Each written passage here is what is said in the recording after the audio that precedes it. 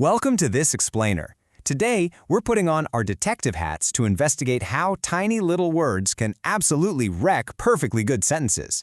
You know the feeling, right? You write something you think is crystal clear, only to have your reader completely misunderstand your point. Well, 9 times out of 10, the culprit is hiding in plain sight. Yep, it's the pronoun. Today, we're going to master pronoun agreement, reference, and point of view. Okay, let's dive right into our first mystery. Take a look at this sentence and ask yourself, are we throwing away the dirty stains, or are we literally chucking the entire hotel sheet in the trash? The word they is a pronoun, but it's sitting right smack in the middle of two plural nouns, stains and sheets. It could refer to either one.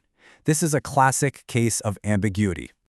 And that right there perfectly highlights the problem, and more importantly, the super easy fix. By simply swapping out that ambiguous they with the sheets, we instantly solve the crime. Plus, we save the hotel from accidentally throwing away all their inventory. That is the true power of precision.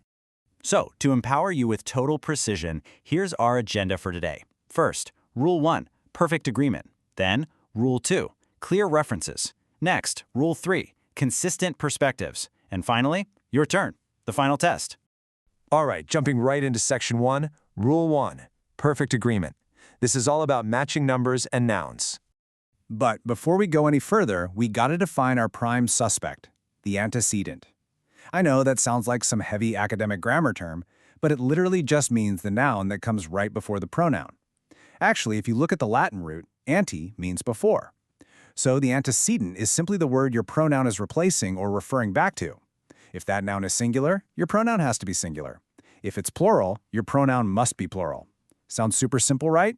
Well, not always. Because here's where we run into some of the biggest traps in the English language, indefinite pronouns.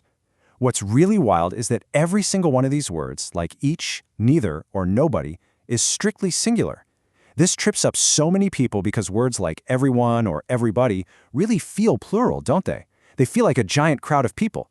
But grammatically, they refer to each single person within that crowd, so they are always singular. Let's see how this plays out in the real world. You might hear someone say, each of the wild horses raced for their freedom. Honestly, it sounds fine in everyday conversation, but it's completely wrong. Why? Because of the word each. The crucial point is that even though horses is plural, the sentence actually kicks off with each, which is our indefinite pronoun, and that strictly demands the singular pronoun its. So it really should be, each of the wild horses raced for its freedom. Okay, let's unlock Section 2, Rule 2, clear references. This one is all about eliminating ambiguity. Keep those detective hats on because here's a great example. Rabia told Nafisa that she had got an A in her term paper. So, who's the brilliant student here? Is it Rabia or is it Nafisa?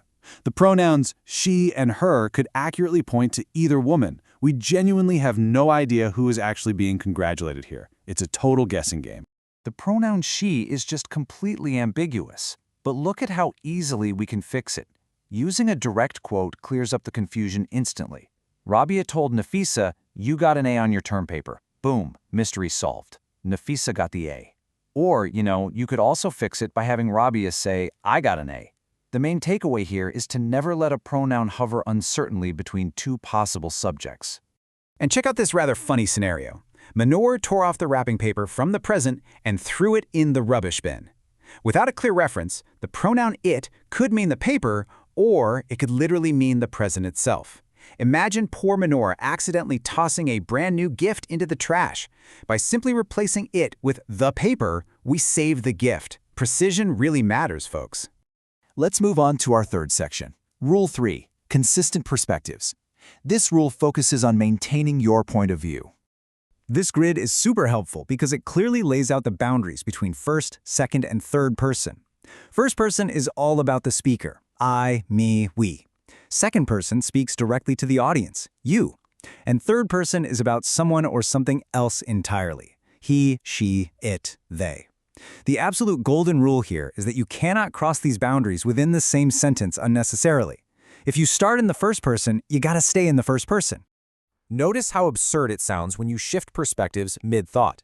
What I like best about holidays is that you don't have to set an alarm. The writer starts out talking about their own personal preferences with I, and then suddenly, out of nowhere, starts telling you that you don't have to set an alarm. It gives the reader total whiplash. The fix is smooth and consistent. What I like best about holidays is that I don't have to set an alarm. Lock in your point of view and keep it there. All right, you've learned the 3 rules. Now we've reached section 4. Your turn, the final test. Let's see if you can crack the case and catch these culprits out in the wild. Here is your first mystery.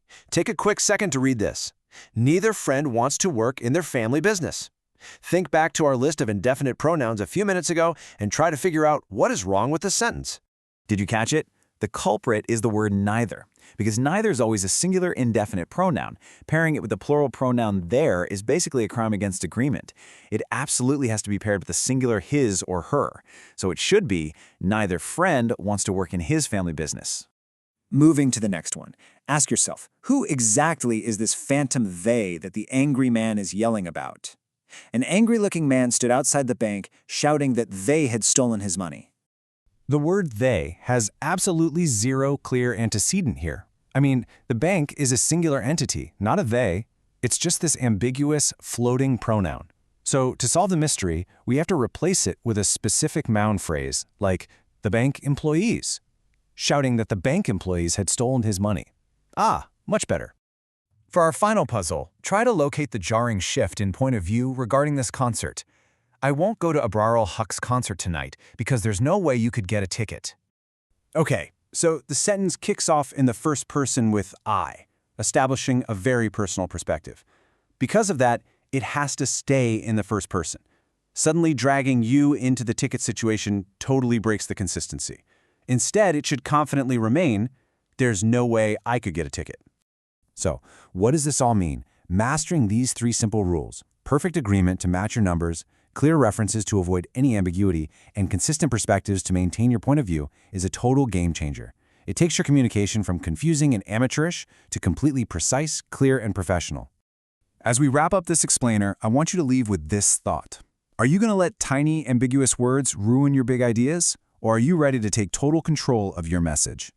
Keep these 3 pillars of pronoun justice in your back pocket, and you'll always communicate with absolute precision. Thanks for investigating with us today.